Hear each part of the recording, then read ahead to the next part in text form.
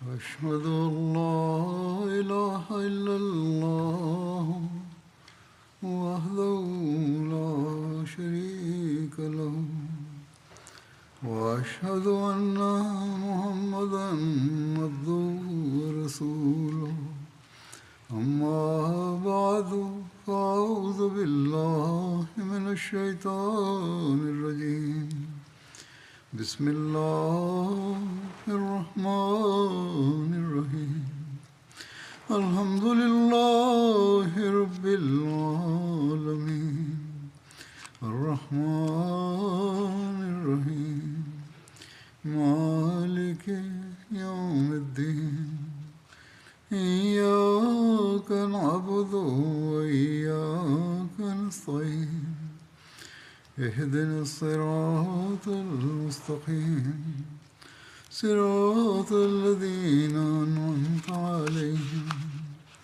غير المغضوب عليهم ولا الضالين.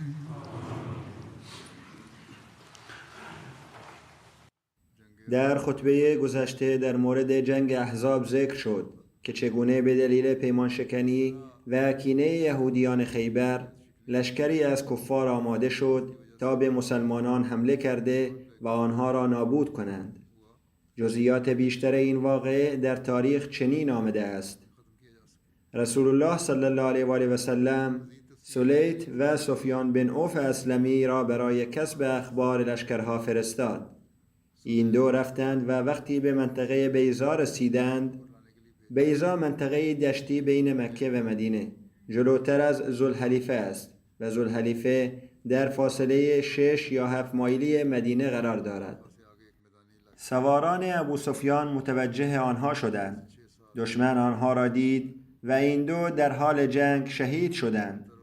جنازه های آنها را نزد رسول الله صلی الله علیه و آله و سلم آوردند و در یک قبر دفن شدند.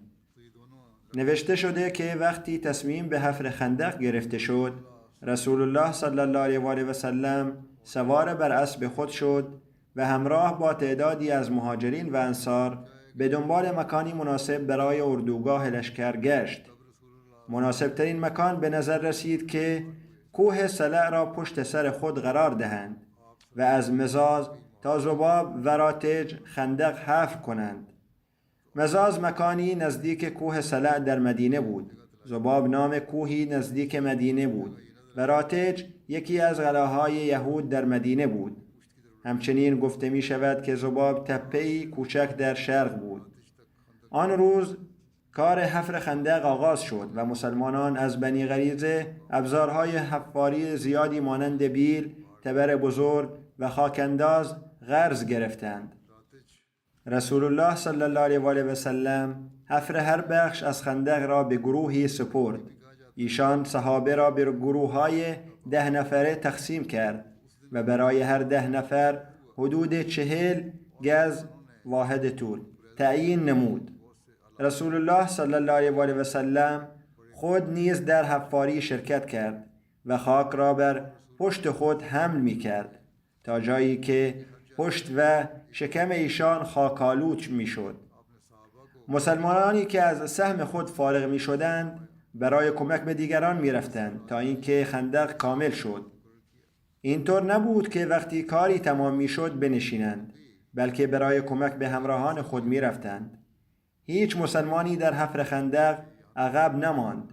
حضرت ابوبکر و حضرت عمر وقتی سبد پیدا نمی کردند با عجله خاک را در لباسهای خود حمل می کردند. آنها خاک را در چادری که داشتند می ریختند و می بردند. جزئیات این امر را حضرت میرزا بشیر احمد نیز بیان کرده است. می گویند که مخفی نگه داشتن حرکت چنین لشکر بزرگی برای کفار دشوار بود. به علاوه بر این سیستم جاسوسی پیامبر اکرم صلی الله علیه و آله و سلم بسیار قوی بود. به محض اینکه لشکر قریش از مکه خارج شد، خبر آن به پیامبر رسید. پیامبر صحابه را جمع کرد و در این مورد مشورت خواست. در این مشورت سلمان فارسی یکی از صحابه مخلص ایرانی نیز حضور داشت. از آنجا که سلمان فارسی با روش‌های جنگی غیر عربی آشنا بود، پیشنهاد کرد که در مقابل بخش آسیب پذیر مدینه خندقی طولانی و عمیق حفر کنیم تا از خود محافظت کنیم.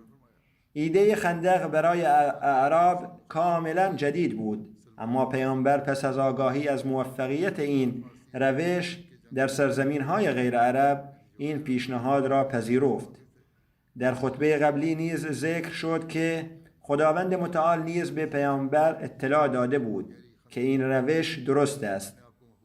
به هر حال نوشته شده که چون شهر مدینه از 3 طرف تا حدی محافظت شده بود به دلیل دیوارهای پیوسته خانه‌ها و درختان انبوه و صخره‌ها، این اطراف از حمله ناگهانی لشکر کفار در امان بودند و تنها سمت شام بود که دشمن می توانست از آنجا به مدینه حمله کند. بنابراین پیامبر دستور داد تا در این سمت آسیب پذیر خندق حفر شود. ایشان شخصاً بر محل نظارت کرده و خندق را به قطعات 10 ذراعی حدود 15 فوت تقسیم کرد و هر قطعه را به 10 صحابی سپرد. در تقسیم این گروه ها اختلاف خوشایندی در مورد اینکه سلمان فارسی در کدام گروه قرار بگیرد پیش آمد. هر گروه می‌خواست سلمان فارسی را در گروه خود داشته باشد. آیا او باید جزء مهاجرین محسوب شود یا چون قبل از ظهور اسلام به مدینه آمده بود جزء انصار به حساب آید؟ از آنجا که سلمان مبتکر این روش جنگی بود و همچنین فردی توانا و قوی علیرغم سن بالایش بود، هر گروه می‌خواست او را با خود همراه کند. سرانجام این اختلاف به پیامبر صلی الله علیه و آله و سلم ارجاع داده شد. ایشان ادعاهای هر دو طرف را شنید و سپس با لبخند فرمود: سلمان از هیچ یک از این دو گروه نیست. او نه از مهاجرین است و نه از انصار، بلکه سلمان از اهل بیت من است. از آن زمان سلمان این افتخار را یافت که گویی عضوی از خانواده پیامبر محسوب می شد. پس از تصویب پیشنهاد حفر خندق، صحابه در لباس کارگران به میدان نبرد آمدند. حفاری کار آسانی نبود و بسیار دشوار بود. علاوه بر این فصل سرما بود که باعث شد صحابه در این روزها سختی‌های زیادی را تحمل کنند. از آنجا که سایر کسب و کارها کاملا تعطیل شده بود، افرادی که روزانه برای نان روزشان کار می‌کردند و تعداد چنین افرادی در میان صحابه کم نبود، در این روزها با گرسنگی و قحطی نیز مواجه شدند. از آنجا که صحابه خدمتکار و برده نداشتند، همه مجبور بودند با دستان خود کار کنند. گروه‌های 10 نفره که تعیین شده بودند، کار خود را به این صورت تقسیم کرده بودند که برخی حفاری می‌کردند و برخی دیگر خاک و سنگ‌های حفر شده را در سبدها پر کرده و بر دوش خود حمل می‌کردند تا بیرون بریزند. پیامبر صلی الله علیه و آله و سلم نیز بیشتر وقت خود را نزدیک خندق می‌گذراند و اغلب خود نیز همراه با صحابه در حفاری و حمل خاک مشارکت می‌کرد. در طول حفر خندق برای حفظ روحیه اشعاری نیز خوانده می‌شد. در جزئیات آمده است که سهل بن سعد و انس روایت کردند رسول الله صلی الله علیه و آله و سلم نزد ما آمد در حالی که ما خندق حفر می‌کردیم و خاک را بر دوش خود حمل می‌کردیم. وقتی ایشان سختی و گرسنگی ما را دید فرمود: اللهم لا عیش الا عیش الاخره فاغفر للانصار والمهاجره. خدایا زندگی واقعی تنها زندگی آخرت است، پس انصار و مهاجرین را بیامرز. صحابه در پاسخ به پیامبر صلی الله علیه و آله و سلم گفتند: نحن الذی بایعوا محمدا علی الجهاد ما بغینا ابدا. ما کسانی هستیم که تا زمانی که زنده ایم با محمد صلی الله علیه و آله و سلم برای جهاد بیعت کرده ایم. حضرت براء ابن عازب روایت می کند در روز خندق من رسول الله صلی الله علیه و آله و سلم را دیدم که خاک حمل می کرد تا جایی که سفیدی شکم مبارک ایشان با خاک پوشیده شد. من شنیدم که ایشان این شعر ابن رواحه را می خواند: والله لو ما اهتدینا ولا تصدقنا ولا صلینا فانزلن سکینة علینا وثبت الاقدام إن لاقینا والمشركون قد بغوا علينا اذ ارادوا فتنة ابینا. یعنی ای خدای ما، اگر فضل تو نبود ما هدایت نمی یافتیم و قادر به دادن صدقه و عبادت تو نمی بودیم. حال که ما را به این مرحله رسانده ای، در این زمان سختی به قلب‌های ما آرامش عطا کن و اگر با دشمن روبرو شدیم قدم‌های ما را استوار بدار. تو می‌دانی که این افراد با ظلم و تجاوز به ما حمله می‌کنند و قصد دارند ما را از دینمان جدا کنند، اما به لطف تو هرگاه آنها تدبیری برای بیدینی کردن ما می‌اندیشیدند ما از دور آن را رد می‌کنیم و از افتادن در فتنه‌شان سرباز می‌زنیم. پیامبر صلی الله علیه و آله و سلم هنگام خواندن ابینا ابینا صدای خود را بلند می‌کرد. در روایتی آمده که در پایان شعر صدای خود را می‌کشید. به هر حال حفر خندق کاری پرزحمت بود و رسول الله صلی الله علیه و آله و سلم نیز مانند دیگر صحابه در آن مشارکت داشت. گاهی بیل میزد، گاهی با بیلچه خاک جمع میکرد و گاهی در سبد خاک حمل میکرد. یک روز که ایشان بسیار خسته شدند نشستند و سپس به پهلوی چپ خود تکیه دادند و به خواب رفتند. حضرت ابوبکر و حضرت عمر رضی الله عنهما بالای سر ایشان ایستادند و مردم را از نزدیک شدن و بیدار کردن ایشان باز می داشتند. وقتی پیامبر بیدار شدند به سرعت برخاستند و فرمودند چرا مرا بیدار نکرده اید؟ و سپس تبر بزرگی برداشتند و به زمین زدن، یعنی کار را از سر گرفتن، شروع کردند. با مشارکت و دعاهای پیامبر صلی الله علیه و آله و سلم صحابه گویی غم و خستی کار را فراموش می کردند. در کنار خواندن اشعار پاک شوخی‌های سبک نیز جریان داشت. برای مثال یک بار حضرت زید بن ثابت که جوانی کم سن بود حین حفر خندق به خواب رفت. یکی از همراهانش به شوخی وسایل حفاری او را برداشت. وقتی زید بیدار شد و وسایلش را نیافت نگران شد، در حالی که دیگران از این نگرانی او لذت می بردند. وقتی پیامبر اکرم صلی الله علیه و آله و سلم مطلع شدند به زید فرمودند پسرم چنان خوابیدی که از وسایلت هم بیخبر ماندی. طبق روایتی پیامبر صلی الله علیه و آله و سلم خود نزد زید آمد و با لبخند فرمود یا ابا رقاد، یعنی ای خواب آلود. اما در این حال پیامبر به شیوه حکیمانه این نوع شوخی را اصلاح کرد و فرمود آیا کسی از وسایل زید خبر دارد؟ شخصی عرض کرد ای رسول خدا نزد من است و من آن را برداشتم. پیامبر فرمود نباید مسلمانی را این گونه نگران کرد که سلاح و ابزارش برداشته شود. با تلاش شبانه روزی صحابه و برکت دعاهای پیامبر صلی الله علیه و آله و سلم خندق تکمیل شد. مسلمانان خندق را حفر کرده و آن را مستحکم ساختند. در مورد مدت زمان تکمیل خندق روایات مختلفی از 6 روز تا 1 ماه وجود دارد، اما اکثراً بر 15 روز تا 1 ماه توافق دارند. طول این خندق حدود 6000 گز یا 3.5 مایل، عرض آن 9 ذراع حدود 3 الی 14 فوت و عمق آن 7 ذراع حدود 10 الی 11 فوت بوده است. این خندق طولانی و عریض قرنها باقی ماند تا اینکه به تدریج به دلیل جریان مداوم آب وادی بطحان از بین رفت. بطحان یکی از سه وادی مشهور مدینه است. دو وادی دیگر عقیق و غناه هستند.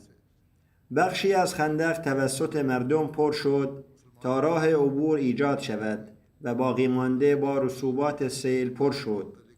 حافظ ابن نجار مورخ مشهور قرن ششم هجری می نویسد که تا آنجا که به خندق مربوط می شود آن هنوز هم در دوران ما وجود دارد، اگرچه به شکل یک نهر در آمده است. دیوار آن در بسیاری از نقاط فرو ریخته و تعداد زیادی درخت خرما در داخل آن رویده است. یک نویسنده قرن نهم هجری می نویسد که امروزه چیزی از این خندق باقی نمانده است.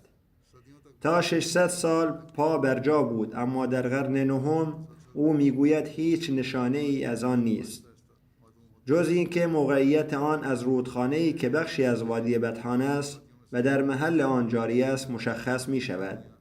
نوشته شده که اگرچه این روزها در مدینه روزهای ترس و نگرانی بود و منافقین با بهانه‌های مختلف به خانه‌های خود باز می‌گشتند، اما شور و شوق عمومی صحابه قابل توجه بود. زنان و کودکان نیز در کنار آنها به تشویق و کمک می‌پرداختند. همسران پاک پیامبر صلی الله علیه و آله و سلم نیز در این لحظات خطرناک با عزم و اراده در کنار ایشان ایستاده بودند. از آنجا که خندق در خارج از مدینه حفر میشد و پیامبر اکرم صلی الله علیه و آله و سلم اغلب در آنجا حضور داشتند، زنان و کودکان مدینه به برخی قلعه‌های مستحکم در شهر منتقل شده بودند. به همین دلیل گاهی حضرت عایشه نزد پیامبر صلی الله علیه و آله و سلم می آمد و چند روز می ماند. سپس حضرت ام سلمه چند روز می ماند. بعد حضرت زینب چند روز می ماند و بقیه همسران مطهر در قلعه مستحکم بنی حارثه بودند. برخی گفتند که همسران مطهر در قلعه نصر بنی زریق بودند و گفته شده که برخی از آنها در فاره بودند. این روایت های مختلفی هستند. فاره قلعه‌ای متعلق به حضرت حسان بن ثابت در مدینه بود. در حین حفر خندق معجزاتی نیز رخ داد. یکی از این وقایع مربوط به سنگ سختی است که نمی شکست. روایت شده که در جریان حفاری به منطقه سنگی و سخت برخوردند که صحابه با وجود تلاش زیاد نتوانستند آن را بشکنند. سرانجام نزد حضرت پیامبر اکرم صلی الله علیه و آله و سلم رفته و درخواست کمک کردند. پیامبر کلنگ را گرفت و به آن محل زد و آن زمین سنگی مانند شن نرم شد. در روایتی دیگر آمده که حضرت پیامبر اکرم صلی الله علیه و آله و سلم آب خواست و در آن آب دهان خود را ریخت. سپس دعا کرد و آن آب را بر زمین سنگی پاشید. برخی از صحابه که در آن زمان حاضر بودند میگویند سوگند به ذاتی که پیامبر صلی الله علیه و آله و سلم را با حقیقت مبعوث کرده، به محض اینکه آب بر آن زمین ریخته شد، آن زمین نرم شده و مانند شن گردید. این واقعه دیگر است که در آن بشارت‌هایی درباره پادشاهان داده شد. واقعه اول مربوط به ریختن آب بود، اما این واقعه مربوط به بشارت‌هایی است که به پیامبر درباره پادشاهی‌های آینده بشارت داده شد. درباره این واقعه نوشته شده که در موقعیتی دیگر ذکر شده است که حضرت سلمان فارسی با سنگی روبرو شد که نمیتوانست آن را بشکند. حضرت پیامبر اکرم صلی الله علیه و آله و سلم کلنگ را از سلمان گرفت و ضربه‌ای زد که درخششی مانند برق پدیدار شد. حضرت پیامبر اکرم صلی الله علیه و آله و سلم الله اکبر گفت و صحابه نیز تکرار کردند. سپس پیامبر صلی الله علیه و آله و سلم برای بار دوم ضربه زد و از آن درخششی پدیدار شد. پیامبر صلی الله علیه و آله و سلم فرمود الله اکبر. و بخشی دیگر از صخره شکسته شد. سپس پیامبر صلی الله علیه و آله و سلم برای بار سوم ضربه زد و باقی مانده صخره نیز شکسته شد و از آن نیز درخششی پدیدار گشت. پس پیامبر صلی الله علیه و آله و سلم فرمود: الله اکبر. صحابه نیز هر بار الله اکبر گفتند. حضرت سلمان فارسی که در نزدیکی ایستاده بود عرض کرد: یا رسول الله صلی الله علیه و آله و سلم، هنگامی که شما با کلاه ضربه می‌زدید از صخره نوری خارج می‌شد و شما نیز الله اکبر می‌گفتید. پیامبر صلی الله علیه و آله و سلم فرمود: ای سلمان، آیا تو هم آن نور را دیده ای؟ سلمان عرض کرد: بله یا رسول الله صلی الله علیه و آله و سلم، من هم آن را دیدم. پیامبر صلی الله علیه و آله و سلم فرمود: بار اول که نور پدیدار شد، کاخهای حیره و کسرا به من نشان داده شد و جبرئیل به من گفت که امت تو بر آنها مسلط خواهد شد. بار دوم در نور کاخهای سرخ سرزمین روم به من نشان داده شد و جبرئیل خبر داد که امت تو بر آن تسلط خواهد یافت. و بار سوم که نور پدیدار شد، کاخهای صنعا به من نشان داده شد و جبرئیل گفت که امت تو بر آنها نیز غلبه خواهد کرد. پس بشارت بر شما باد. و همه گفتند: الحمدلله، وعده راستین است. خداوند متعال پس از سختی به ما وعده کمک داده است.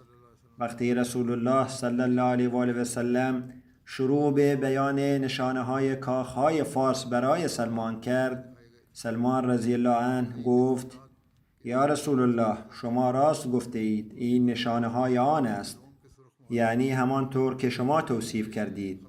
این نشانه ها هستند و حضرت سلمان آن را تایید کرد. او گفت: گواهی می دهم که شما رسول خدا هستید. سپس رسول الله صلی الله علیه و آله و سلم فرمود: ای سلمان، این فتوحات را خداوند متعال پس از من عطا خواهد کرد. شام فتح خواهد شد و هرقل تا آخرین نقطه قلمرو خود فرار خواهد کرد و شما بر شام غلبه خواهید کرد. هیچ کس با شما نزاع و مقاومت نخواهد کرد و این مشرق فتح خواهد شد و کسری کشته خواهد شد. پس از او دیگر کسرایی نخواهد بود. در این میان منافقین به شدت تمسخر می کردند. آنها در این شرایط سخت، بی کسی و ترس و وحشت این بشارت عظیم اما به ظاهر غیر ممکن را مسخره کردند، در حالی که ایمان مؤمنان افزایش یافته بود. در تاریخ آمده است که در این شرایط دشوار، بی کسی و ترس این بشارت عظیم اما به ظاهر غیر ممکن ایمان مؤمنان را افزایش داد و باعث شادی بیشتر آنها شد. اما منافقین شروع به تمسخر کردند. منافقین گفتند: محمد صلی الله علیه و آله و سلم به شما خبر می دهد که از یثرب کاخهای حیره و شهرهای کسرا را می بیند و شما آنها را فتح خواهید کرد، در حالی که شما اینجا برای دفاع از خود خندق می کنید و حتی قدرت ندارید از اینجا خارج شوید و برای قضای حاجت کمی دورتر بروید. خداوند متعال این وضعیت منافقین را در این آیه بیان کرده است: وَإِذْ يَقُولُ الْمُنَافِقُونَ وَالَّذِينَ فِي قُلُوبِهِم مَّرَضٌ مَّا وَعَدَنَا اللَّهُ وَرَسُولُهُ إِلَّا غُرُورًا. و هنگامی که منافقان و کسانی که در دلهایشان بیماری است گفتند: خدا و رسولش جز فریب به ما وعده‌ای ندادند.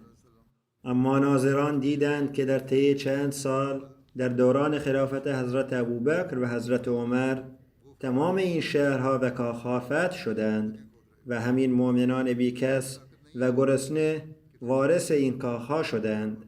حضرت سلمان فارسی بیان می کند که او تمام این فتوحات را به چشم خود دیده است. حضرت میرزا بشیر احمد نیز وقایع مربوط به شکستن سنگ و معجزاتی که رخ داد را به شیوه خود بیان کرده و می نویسد: در شرایط سختی و مشقت هنگام حفر خندق در یک نقطه سنگی پیدا شد که به هیچ وجه نمی شکست و اصحاب پیامبر از 3 روز گرسنگی مداوم به شدت ضعیف شده بودند. سرانجام از روی ناچاری به خدمت پیامبر اکرم صلی الله علیه و آله و سلم رسیدند و عرض کردند که سنگی هست که نمی شکند. در آن زمان وضعیت پیامبر اکرم صلی الله علیه و آله و سلم نیز چنین بود که از شدت گرسنگی سنگی به شکم بسته بود، اما فوراً به آنجا تشریف بردند و کلنگی برداشته و با ذکر نام خدا بر آن سنگ زدند. با برخورد آهن شعله‌ای از سنگ برخاست و پیامبر با صدای بلند الله اکبر گفتند و فرمودند کلیدهای سرزمین شام به من داده شد و به خدا قسم اکنون کاخهای سرخ شام را پیش چشمانم می‌بینم. با این ضربه سنگ تا حدی شکست. بار دوم پیامبر دوباره با ذکر نام خدا کلنگ را زدند و باز شعله‌ای برخاست. پیامبر مجدداً الله اکبر گفتند و فرمودند این بار کلیدهای فارس به من داده شد و کاخهای سفید مدائن را می‌بینم. این بار سنگ بیشتر شکست. برای بار سوم پیامبر دوباره کلنگ را زدند که در نتیجه آن باز شعله‌ای برخاست و پیامبر مجدداً الله اکبر گفتند و فرمودند اکنون کلیدهای یمن به من داده شد و به خدا قسم دروازه‌های صنعا را در این لحظه به من نشان می‌دهند. در این زمان سنگ کاملا شکست و از جایش افتاد. در روایتی دیگر آمده است که پیامبر اکرم صلی الله علیه و آله و سلم در هر موقعیت با صدای بلند تکبیر گفتند و سپس بعداً در پاسخ به پرسش‌های اصحاب این مکاشفات را بیان فرمودند. مسلمانان پس از رفع این مانع موقتی دوباره به کار خود مشغول شدند. این مناظری که پیامبر اکرم صلی الله علیه و آله و سلم دیدند مربوط به عالم کشف بود. گویی در آن زمان سختی خداوند متعال با نشان دادن صحنه‌های پیروزی‌ها و گشایش‌های آینده مسلمانان به پیامبر روح امید و شادمانی را در اصحاب ایجاد کرد، اما در ظاهر شرایط چنان سخت و دشوار بود که منافقان مدینه با شنیدن این وعده‌ها مسلمانان را مسخره کردند که توان قدم گذاشتن خارج از خانه را ندارند و رؤیای امپراتوری‌های قیصر و کسری را می‌بینند. اما در علم خداوند همه این نعمت‌ها برای مسلمانان مقدر شده بود. در نتیجه این وعده‌ها هر کدام در زمان خود، برخی در روزهای پایانی عمر پیامبر اکرم صلی الله علیه و آله و سلم و بیشتر آنها در دوران خلفای ایشان تحقق یافتند و باعث افزایش ایمان و سپاسگزاری مسلمانان شدند. حضرت مصلح موعود رضی الله عنه نیز در این باره نوشته است. ایشان می‌فرماید هنگامی که خندق حفر می‌شد سنگی از زمین بیرون آمد که مردم به هیچ طریقی نمی‌توانستند آن را بشکنند. صحابه این موضوع را به رسول الله صلی الله علیه و آله و سلم خبر دادند و ایشان شخصاً به آنجا تشریف بردند. کلنگی را به دست گرفتند و با قدرت بر آن سنگ زدند. با برخورد کلنگ نوری از سنگ خارج شد و پیامبر فرمودند الله اکبر. سپس دوباره کلنگ را زدند و باز نوری خارج شد و پیامبر مجدداً فرمودند الله اکبر. برای بار سوم کلنگ را زدند و باز نوری از سنگ خارج شد و همزمان سنگ شکست. در این لحظه پیامبر باز فرمودند الله اکبر. صحابه از ایشان پرسیدند یا رسول الله چرا 3 بار الله اکبر فرمودید؟ پیامبر پاسخ دادند هر بار که کلنگ بر سنگ خورد و نوری خارج شد خداوند نقشه پیشرفت‌های آینده اسلام را به من نشان داد. در نور اول کاخهای شام از امپراتوری قیصر به من نشان داده شد و کلیدهای آن به من داده شد. در نور دوم کاخهای سفید مدائن به من داده شد و کلیدهای امپراتوری فارس به من داده شد. در نور سوم دروازه‌های صنعا به من نشان داده شد و کلیدهای سرزمین یمن به من داده شد. پس شما به وعده‌های خدا ایمان داشته باشید. دشمن نمی‌تواند هیچ آسیبی به شما برساند. در میان معجزاتی که رخ داد یک معجزه غذا بود. اگرچه معجزات دیگر هم در مورد غذا وجود داشت، اما یک واقعه به این شرح نقل شده است که حضرت جابر بن عبدالله غذایی تهیه کرد و در آن برکت قرار داده شد. جزئیات این واقعه چنین است: حضرت جابر در یکی از همان روزها رسول الله صلی الله علیه و آله و سلم را دید که از شدت گرسنگی سنگی به شکم خود بسته بود. صحابه 3 روز بود که در آنجا بودند و هیچ غذایی نچشیده بودند. جابر میگوید من از رسول الله صلی الله علیه و آله و سلم اجازه خواستم تا به خانه بروم و ایشان به من اجازه دادند. وقتی به خانه رسیدم به همسرم گفتم که آثار گرسنگی شدیدی در رسول الله صلی الله علیه و آله و سلم دیدم که تحمل آن برایم دشوار است. پرسیدم آیا در خانه چیزی داریم؟ همسرم گفت در خانه 1 صاع جو، یعنی کمی کمتر از 2.5 کیلو، و 1 بزغاله داریم. جابر ادامه می دهد همسرم ظرفی را که در آن 1 صاع جو بود بیرون آورد و من بزغاله را ذبح کردم. همسرم جو را آسیاب کرد و من گوش را در یک دیگ ریختم. همسرم گفت چون غذا کم است آهسته به حضور حضرت پیامبر اکرم صلی الله علیه و آله و سلم عرض کن، مبادا که من در برابر رسول الله صلی الله علیه و آله و سلم و یارانش شرمنده شوم، یعنی افراد زیاد شوند و غذا کم بیاید.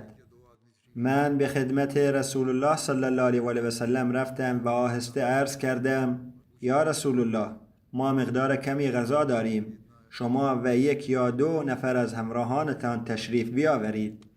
حضرت پیامبر اکرم صلی الله علیه و آله و سلم انگشتان خود را در انگشتان من قرار داد و پرسید چقدر است؟ من توضیح دادم و ایشان فرمودند بسیار و خوب است. به خانه برو و به همسرت بگو تا آمدن من دیگ را پایین نیاورد و پخت نان را شروع نکند. سپس رسول الله صلی الله علیه و آله و سلم صدا زد ای اهل خندق، جابر برای شما غذا تهیه کرده است، بیایید. حضرت پیامبر اکرم صلی الله علیه و آله و سلم پیشا پیش مردم حرکت کرد و من چنان شرمنده شدم که فقط خدا می‌داند. با خودم گفتم این همه آدم برای 1 صاع جو و 1 بزغاله؟ به خدا قسم این مایه رسوایی است. وقتی به خانه رسیدم به همسرم گفتم که حضرت پیامبر اکرم صلی الله علیه و آله و سلم با مهاجرین و انصار می آیند. همسرم گفت خدا خیرت دهد، مگر نگفتم آهسته بگو؟ گفتم دقیقاً همانطور که گفتی عمل کردم. پرسید تو همه را دعوت کردی؟ گفتم رسول الله صلی الله علیه و آله و سلم دعوت کرد. همسرم که نمونه ایمان و اخلاص بود گفت پس جای نگرانی نیست، خدا و رسولش بهتر می‌دانند. این ایمان آن خانم است که در آن زمان در ایمان و اخلاص خود از همسر خود هم جلو زد. جابر میگوید سپس رسول الله صلی الله علیه و آله و سلم وارد خانه ما شد و فرمود 10 نفر وارد شوید، یعنی افرادی که آمده بودند را به گروه‌های 10 نفره تقسیم کرد. همسر جابر آرد را آماده کرد و حضرت پیامبر اکرم صلی الله علیه و آله و سلم در آن آب دهان انداخت و دعای برکت کرد. سپس در دیگ ما نیز آب دهان انداخت و دعای برکت کرد. بعد به ما فرمود نان بپزید و خورش بریزید و در دیگ را بپوشانید. نان را از تنور بیرون آورید و آن را بپوشانید. ما همین کار را کردیم. ما خورش میکشیدیم و حضرت پیامبر اکرم صلی الله علیه و آله و سلم در دیگ را میپوشاند. سپس آن را باز میکرد و میدیدیم که از آن کم نشده است. از تنور نان برمی داشتیم و آن را میپوشاندیم و از آن هم کم نمیشد. حضرت پیامبر اکرم صلی الله علیه و آله و سلم نان را تکه میکرد، روی آن گوش میگذاشت و به صحابه نزدیک میکرد و میفرمود بخورید. وقتی یک گروه سیر می شدن می رفتن و گروه دیگر را صدا می زد تا اینکه 1000 نفر از آن غذا خوردند و همه رفتند، در حالی که دیگ ما همچنان مانند اول می جوشید و آرد ما مثل قبل باقی مانده بود. حضرت پیامبر اکرم صلی الله علیه و آله و سلم فرمود: این را شما بخورید و برای مردم هم بفرستید، زیرا مردم بسیار گرسنه‌اند. حضرت میرزا بشیر احمد این واقعه را نیز نوشته و این گونه بیان کرده است: یکی از صحابه مخلص به نام جابر بن عبدالله وقتی آثار ضعف و نقاهت را بر چهره حضرت پیامبر اکرم صلی الله علیه و آله و سلم به دلیل گرسنگی دید، از ایشان اجازه گرفت تا به خانه اش برود. وقتی به خانه رسید، به همسرش گفت که حضرت پیامبر اکرم صلی الله علیه و آله و سلم به شدت از گرسنگی رنج میبرد. از همسرش پرسید: آیا چیزی برای خوردن داریم؟ همسرش گفت: بله، مقداری آرد جو و یک بز داریم. جابر میگوید که بز را ذبح کردم و آرد را خمیر کردم و سپس به همسرم گفتم غذا را آماده کند. من به خدمت رسول الله صلی الله علیه و آله و سلم میروم و از ایشان دعوت میکنم تشریف بیاورند. همسرم گفت: مراقب باش مرا شرمنده نکنی، غذا کم است و افراد زیادی همراه رسول الله نیایند. جابر میگوید رفتم و آهسته به حضرت پیامبر اکرم صلی الله علیه و آله و سلم عرض کردم: ای رسول خدا، مقداری گوشت و آرد جو دارم که به همسرم گفتم آماده کند. شما با چند نفر از اصحاب تشریف بیاورید و غذا میل کنید. پیامبر پرسید: غذا چقدر است؟ عرض کردم: به این اندازه. فرمودند: بسیار است. سپس نگاهی به اطراف انداخته و با صدای بلند فرمودند: ای گروه انصار و مهاجرین، بیایید، جابر ما را دعوت کرده است، برویم و غذا بخوریم. با این ندا حدود 1000 صحابه گرسنه همراه ایشان شدند. پیامبر به جابر فرمود: سریع برو و به همسرت بگو تا من نیامدم دیگ را از روی آتش بر ندارد و نان پختن را شروع نکند. جابر با عجله رفت و به همسرش خبر داد. همسرش بسیار نگران شد که غذا فقط برای چند نفر است و حالا این همه آدم آمدند، چه خواهد شد؟ اما وقتی حضرت پیامبر اکرم صلی الله علیه و آله و سلم رسید، با آرامش کامل بر دیگ و ظرف آرد دعا کرد و فرمود: حالا شروع به پختن نان کنید. سپس آهسته آهسته شروع به تقسیم غذا کرد. جابر روایت می‌کند: قسم به آن که جانم در دست اوست، همه از همان غذا سیر شدند و برخاستند، در حالی که دیگ ما همچنان می‌جوشید و آرد همچنان پخته می‌شد. بقیه مطالب مربوط به جنگ احزاب را انشالله در آینده بیان خواهم کرد. هر از گاهی توجهتان را به دعا معطوف می کنم. به اینم بسیار توجه کنید. خداوند ایمان ما را قوی کند و هر احمدی را در هر کشور، در بنگلادش، پاکستان و دیگر جاها از هر شری حفظ کند و دنیا را نیز که با سرعت به سوی آتش می رود نجات دهد. خداوند رحم کند.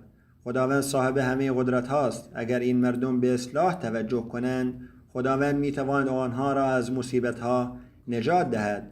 خداوند کند که آنها عقل و فهم پیدا کنند. آمین.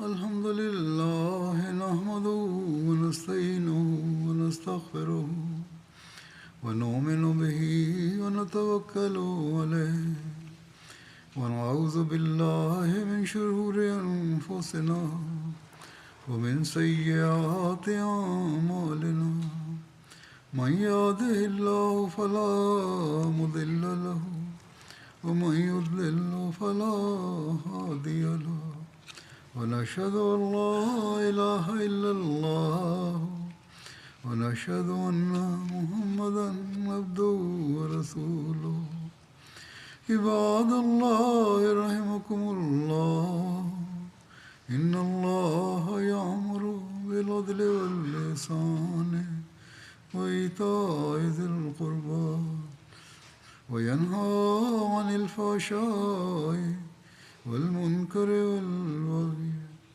يعظكم لعلكم تذكرون واذكروا الله يذكركم وادعوه يستجب لكم ولذكر الله أكبر.